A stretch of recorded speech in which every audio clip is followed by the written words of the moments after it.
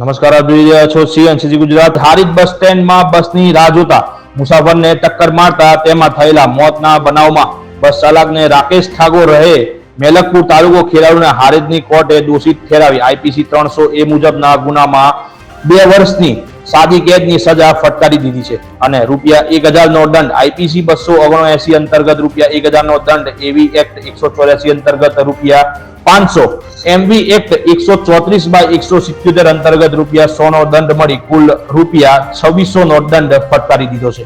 આ કેસમાં સરકારી વકીલ દિનેશભાઈ એ બ્રહ્મભટ્ટે રજૂઆતો કરી કે વર્તમાન સમયમાં અકસ્માતના બનાવો દિન પ્રતિદિન અને વધતા જ રહ્યા છે અને આવા અકસ્માતના કારણે અનેક લોકો પોતાનો જીવ ગુમાવી ચૂક્યા છે. જેથી આવા ગુનાઓમાં જો આરોપી પ્રત્યે નરમ વલણ રાખવામાં આવશે તો આ ઘટનાઓને પ્રોત્સાહન આપવા જેવો લાગશે, જેથી કરીને આવા ગુનાઓ પરતે ગંભીરતા લેવામાં આવે. અકસ્માતના ગુનામાં ઓછી સજા કરવી યોગ્ય નથી, જેથી આરોપીને મહત્તમ સજા કરવા તથા આરોપી બસ ચાલકનું લાયસન્સ રદ કરવા પણ જણાવ્યું હતું. Bureau chief, CNCC Gujarat, Patan.